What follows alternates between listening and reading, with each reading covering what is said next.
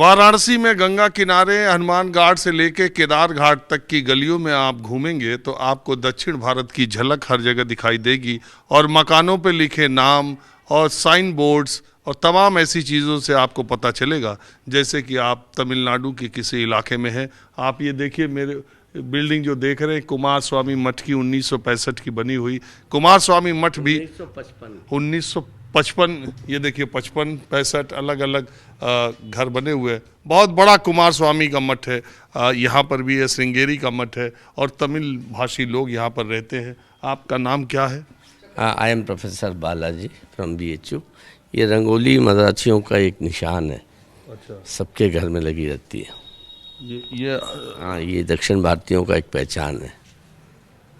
दक्षिण भारतीयों का एक पहचान है कि उनके घर में रंगोली, ये चींटी के लिए भोजन डाला जाता है। तो ये आप लोग जो है अभी पूरी उसी परंपरा से रहते हैं? हाँ, उसी परंपरा से ही रहते हैं। आपके परिवार के लोग कितने साल पहले आए? हमारे 64 को आए, 64 को आए। कैसे? यहाँ दिल्ली ऑल इंडिया रेडियो में मेरे पिताजी का कार्यक्रम था तो तुरंत अपॉइंटमेंट कर दिया दिल्ली में। तो उसके बाद यहाँ बनारस में कर्नाटक म्यूज़िक शुरू करने के लिए BHU बोला तो मेरे पिताजी यहाँ आ गए। फिर आप भी? हम भी आ गए। तो आप भी यहाँ यूनिवर्सिटी में प्रोफेसर हो? हाँ, यहीं का प्रोफेसर भी बना हूँ, यहीं का स्टूडेंट भी हूँ, यहीं का चांसलर मेडलिस्ट भी हूँ। रिटायर हो गए अभी है? हमने VRS ले लिया। क्यों? रिटायरमेंट तो हो गया है, वैसे 65 साल तो हो गया है, तो मैंने VRS ले लिया। आपके बच्चे लोग भी? हमारे बच्चे लोग सब वेल सेटल्ड हैं, यहीं से थे। सब जो है टॉप मोस्ट के वायलिन वादक हैं। अच्छा, सब वायलिन बजाते हैं? वायलिन बजाते हैं, तो गाना। यूनिवर्सिटी में ही है सब? नहीं, यहाँ नहीं है, सब चेन्नई में है। अच्छा, हम लोग कार्यक्रम की वजह से ही मैंने नौकरी भी छोड़ दिया, ज़्यादा कार्यक्रम नहीं दे पाते हैं करके। यहाँ पे देख लीजिए, वायलिन बजाते हैं, पीढ़ियों से वायलिन बजा रहे। पिताजी भी संगीतज्ञ थे, खुद प्रोफेसर रहे यूनिवर्सिटी के। अब इनके बेटे चेन्नई में वायलिन वादन करते हैं। दादाजी भी थे, वो भी इसी घर में थे। दादाजी भी आप? जी, हमारा 7वां पीढ़ी जो है चेन्नई में भी बजा रहा वायलिन। तो मैं थोड़ा सा अपने दर्शकों से, चूंकि आप इतनी पीढ़ियों से, थोड़ा वायलिन सुनते हैं फिर चलते हैं। चलिए, आपका नाम क्या है? शांति। हाँ, शांति। तो आप भी शांति जी हिंदी बोल लेती? बिल्कुल। हाँ, बोल देते हैं। और तमिल? तमिल भी बोल देते हैं। तो घर में कैसे रहती है? घर में तो तमिल बोलते हैं। आपस में तमिल? हाँ। और ये इस पूरी लोकेलिटी में जो है आप लोग त्योहार और ये सब जैसे चेन्नई में रहता है वैसे ही यहाँ पर भी होता है। और ये जो काशी तमिल संगम हो रहा है, इसको कैसा मानती है? अच्छा लग रहा है।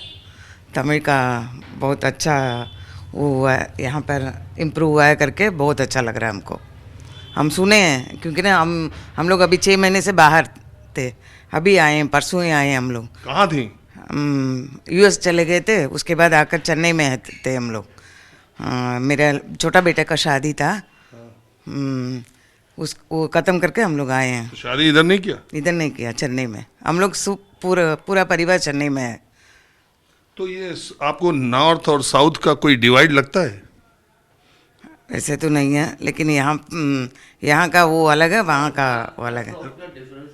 हाँ, डिफरेंस है, नॉर्थ और साउथ का डिफरेंस है। क्या? वो ये है कि हम लोग का कल्चर, जहाँ के लिए क्षमा करिएगा ये बोलना नहीं चाहिए, मोदी साहब ने तो सब कर दिया, बहुत बढ़िया किया है, लेकिन हम नहीं सुधर पाए। बनारसीपन हम लोग से गया नहीं है।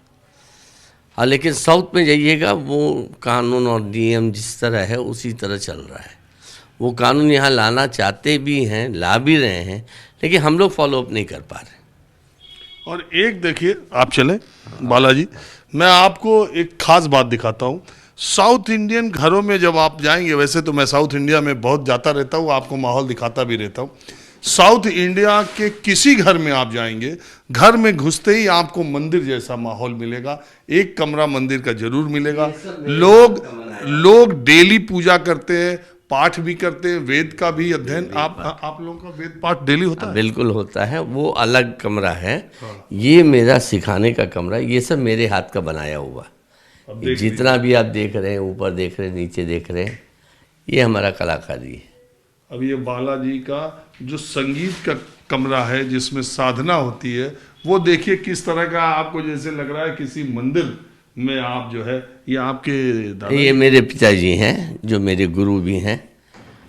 ये और माता जी। हाँ, आप माता जी हैं और ये मेरे दादाजी हैं सबसे पहले गुरु, और उसके पीछे नीचे हमारे पिताजी पहले दादा गुरु, तो उसके बाद डॉक्टर। ये सब संगीतज्ञ हैं, सब इन्हीं का कीर्तन गाया जाता है पूरे दक्षिण भारत में। और जो मैंने सुना कि ये doctor Shrimati Padma Bhushan Rao, doctor Shrimati N राजम जी हैं, इनसे भी मैंने तालीम लिया था मैंने। तो ये लोग जो बोलते हैं कि दक्षिण भारतीय और परिवारों यहाँ में लीजिए ये 3 पीढ़ी एक साथ, पिताजी, बेटा, मैं हूँ, वो मेरा बेटा है जो आज की डेट पे टॉप आर्टिस्ट चेन्नई में। तो मैं ये कह रहा हूँ, तो आप लोग तो संगीतज्ञ परिवार के हैं, मैं कह रहा हूँ कि मुझे लोगों ने बताया कि कई तमिल फैमिली या ज़्यादातर रोज वेदों का पाठ भी करते हैं। उसको क्या बोलते हैं? बिल्कुल घन पाठी लोग हैं। घट पाठी, घन पाठी, घन पाठी। हाँ घन पाठी। और वो यहाँ पूरे हनुमान घाट में है, पूरे हनुमान घाट में है। पूरे हनुमान घाट में आप जितना भी घर जाइएगा तो वेद पाठ वगैरह सब होगा। और अब तो समय के अनुसार थोड़ा सा बदल गया, नहीं तो सुबह 3 बजे से लेके चालू हो जाता था सब घर से, यहाँ संगीत, वहाँ पे जो है वेद, ये सब चलता रहता था। अभी भी शाम को चलता है। तो जरा सा आप वायलिन वादन सुनिए। बनारस में मिनी तमिलनाडु देखिए। तो आप का सुनिए। कजरी सुनाई, बनारसी कजरी या बनारसी पूर्वी, जौन कहा तौन सुनाई। भोजपुरी आप बोलने लगा? देखा तू ना, सुनो तू ना। एकर आनंद कौनो भाषा में ना हो, कौनो भाषा में ना हो, किसी भी भाषा में नहीं है। अरे कहते कि तमिल दुनिया की दूसरी सबसे पुरानी भाषा है। ठीक है, लेकिन जौन प्रेम पन अपना तो देखा, यहाँ का उम्र का नहीं देखा जा रहा। का हो तू देखला कि नहीं? आप जौन हम लोग का जौन डिस्टन अंग्रेजी में बनाओ तो यू वो बनारसीपन में नहीं हो, सबके लेके चलल। ये हरे देखा हमार मोहल्ला जौनो हनुमान घाट में कन्नड़ वाले भी मिली हैं, आंध्रा वाला भी मिली हैं, तमिल बोले वाला भी मिली हैं, मलयालम बोले वाला भी मिली हैं, बंगाली भी मिली हैं, लेकिन भोजपुरी सब बोली हैं। भोजपुरी सब बोली, सबके मालूम हो, सबके मालूम हो। तो ऐसे लगे तो पानो आप एकदम। हाँ भैया बाबू, दवा पान तो हमार जान हो, पान हमार जान हो। अरे सब कहे कि आप तो यूनिवर्सिटी में प्रोफेसर रहे, कहे पान बड़ा नुकसानदेह तंबाकू है। वो सब कहते रहिए पान जितना जो है, काहे शादी करते वक्त पहले पान का पूजा होता, ये बतावा पहले। बिना पान सुपारी का कौनो काम होला? कौनो एक चीज बता दा कि बिना पान के, बिना हल्दी के, बिना सुपारी के हो जाए तो हम मान लें मालिक। पैदा होने से लेके जाए वक्त तक वो पान जरूरत हो। पनवा के क्या समझ तू? अब वायलिन सुनिए बालाजी का, भोजपुरी सुनी लिए बनारसी।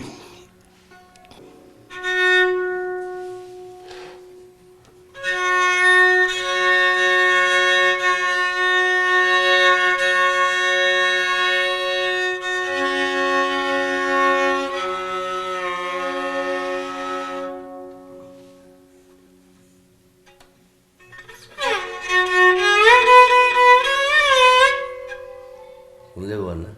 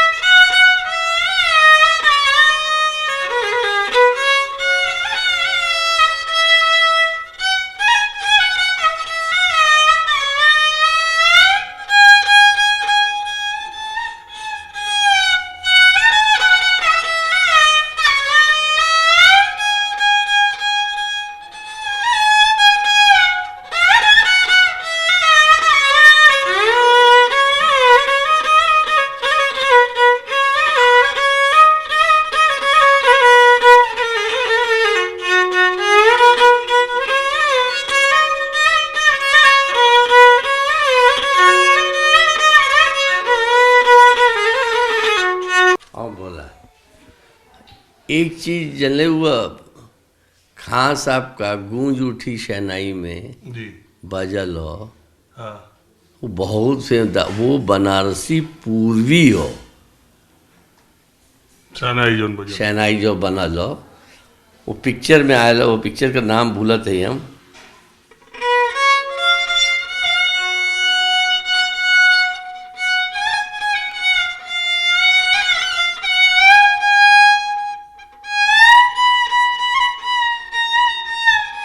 तेरे प्यार गाम आज चाहता हूँ, बाबा कर रहा हूँ, बाबा चाहता हूँ।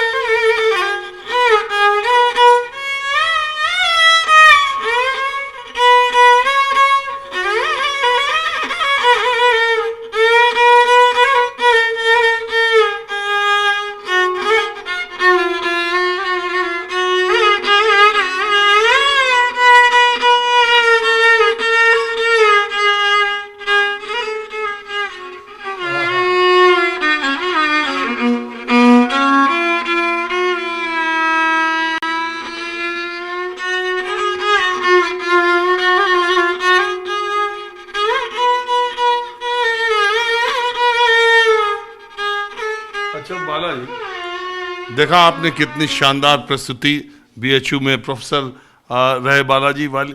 मुझे कुछ लोगों ने बताया कि बनारस हिंदू विश्वविद्यालय में म्यूजिक हर तरह की, कार्नेटिक, क्लासिकल, मतलब उसमें ज़्यादातर जो इंस्ट्रूमेंटल वो है उसमें दक्षिण भारतीय लोग वहाँ अध्यापक प्रोफेसर रहे। ऐसे तो नहीं, लेकिन दक्षिण भारतीय प्राध्यापक कुछ लोग थे, महाराष्ट्रियन थे, और दक्षिण भारतीय में मुख्यतः 5-7 लोग हैं बस, लेकिन उत्तर भारतीय बहुत लोग हैं।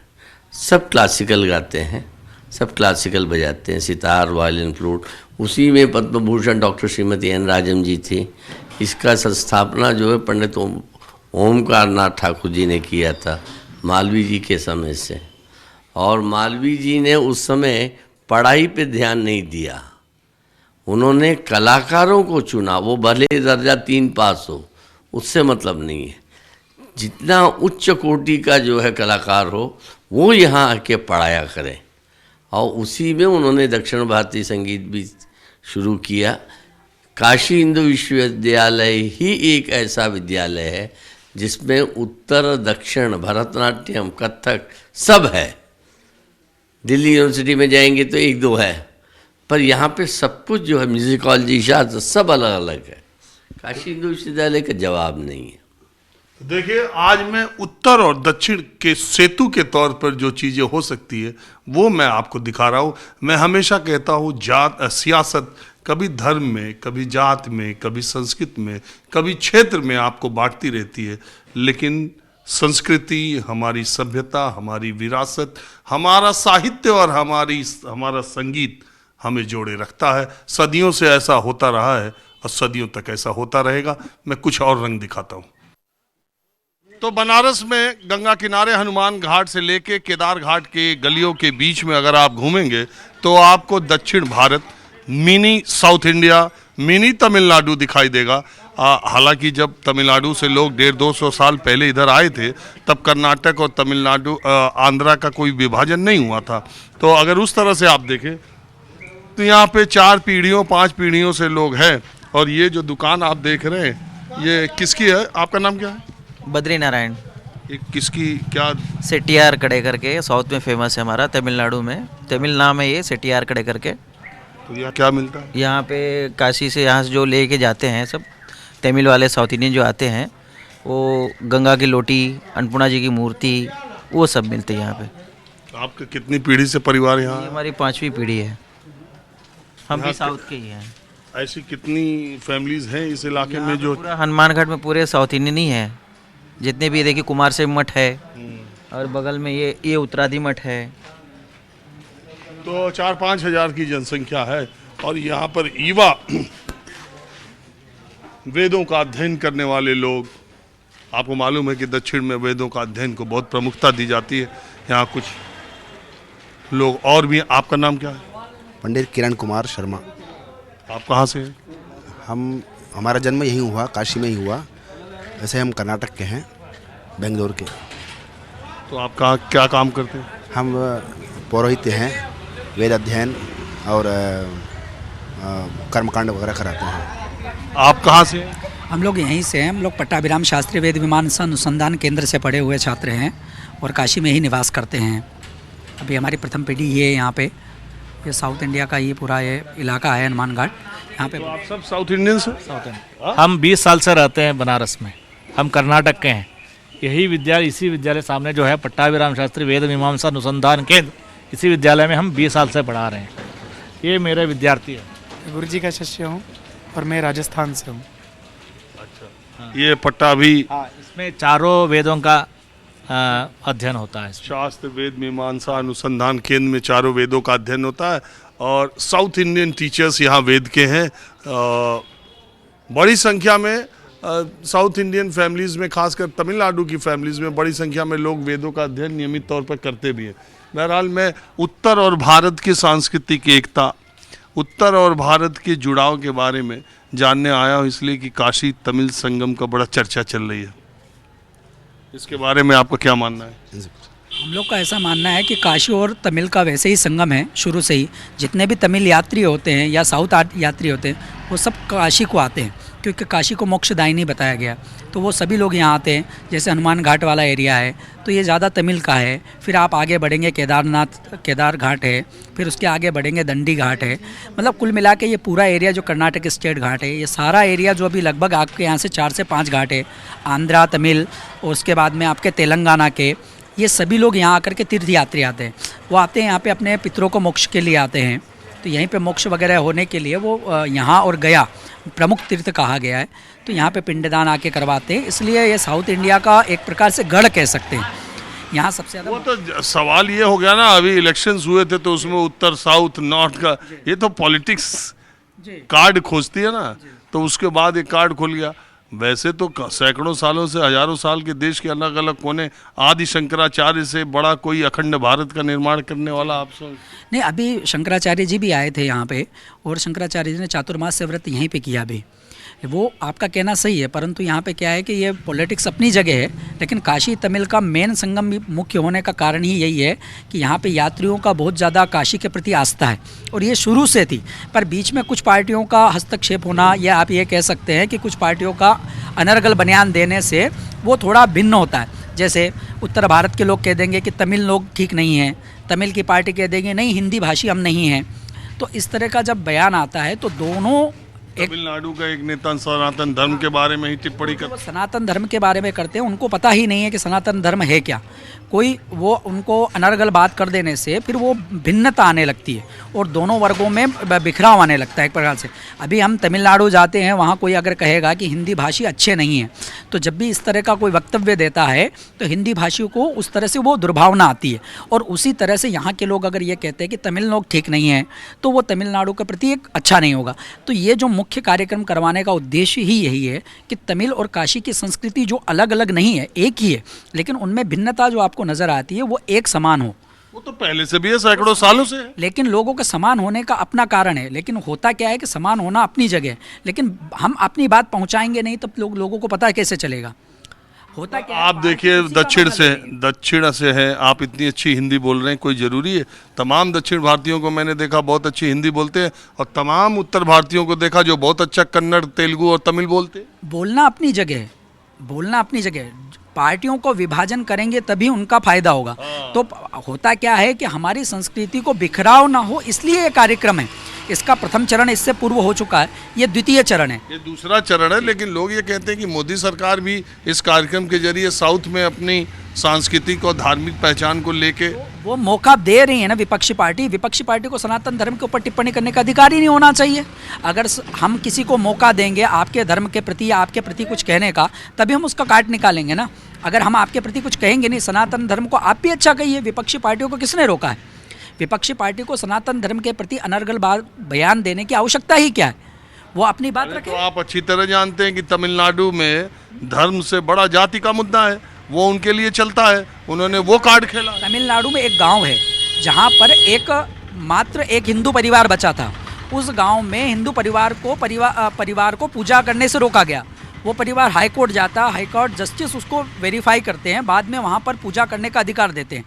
तो ये आप अपना जगह कह सकते हैं कि जाति मुद्दा हो सकता है, धर्म मुद्दा हो सकता है, लेकिन मुद्दा तो है ही। आप मानेंगे सनातन धर्म हो या हिंदू हो या आप किसी ब्राह्मण हो, किसी को भी आपको कुछ भी बोलने से पहले विचार करना चाहिए। सभी पार्टियों को विचार करना चाहिए कि हम किसी की भी पार्टी के प्रति अनर्गल बातों की टिप्पणी ना करें। लेकिन होता यह है कि उसके विपरीत जितनी भी पार्टियां हैं वो सब ऐसे बयान देती है जिनके कारण फिर भी सारा बवंडर हो जाता है। आपका कुछ इस मामले में कहना है? नहीं, हमने वो कहा दीजिए, वो अपना बात रख दिए। नहीं, मैं ये आप देखिए काशी में रह रहे हैं और दक्षिण के रहने वाले हैं। जब ये दक्षिण और उत्तर की बहस छिड़ती है तो आप इसको कैसा महसूस करते हैं?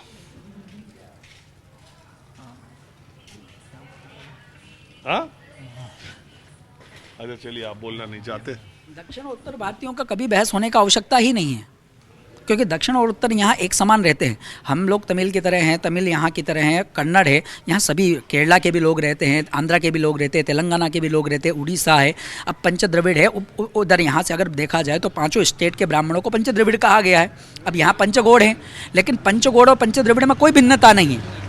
यहाँ बिहार में जाएंगे तो आपको झाजी वगैरह लोग मिलेंगे, सरयू पारी ब्राह्मणों में कहाँ भिन्नता, हर जगह तो नहीं। आप ये मेरा कहने का मतलब ये है कि हम पंचद्रविड़ और पंचगोड़ में भेद नहीं कर रहे हैं, लोग कोई भी भेद नहीं कर रहे हैं। होता क्या है, पार्टियां आती है वो भेद करती हैं। जैसे मराठी लोगों में वो एक नया उत्पन्न करेगी कि आप हिंदी भाषी लोग हैं, तमिलनाडु वाले आएंगे तो उनमें एक नया उत्पन्न तो सियासत का काम ही है भेद करना। लेकिन मुख्यतः अगर आप देखेंगे तो ये तमिल संगमम करने का इनका जो मुख्य कारण है पार्टियों का, वो मुख्य यही है कि जैसे भी ये संस्कृति को जो कोई अपने बयान से इसको तोड़ मरोड़ पेश कर रहा है वो न कर पाए। और ये विपक्षी पार्टियों को ध्यान देना चाहिए कि वो इस विषय पे क्यों ज़बरदस्ती उसको उछाल रही है, उससे उन्हीं का नुकसान है। चलिए, तो काशी तमिल संगमम जो हो रहा है, इससे उत्तर और भारत की सांस्कृतिक धार्मिक एकता को स्थापित करने का प्रयास है, और इसके राजनीतिक मतलब क्या निकाले जाएंगे ही। वैसे इस तरह के प्रयास सरकारों को करते रहने चाहिए। समाज के किसी वर्ग में, क्षेत्र में, धर्म में अगर बिखराव पैदा हो रहा है, अगर दूरियां हैं, तो उसको पाटने की कोशिश समाज को, राष्ट्र को, सरकार को, मीडिया को और हर व्यक्ति को करना चाहिए। बहरहाल आज बस इतना ही। कैमरामैन उमेश सिंह के साथ राजीव रंजन, न्यूज़ 24 वाराणसी।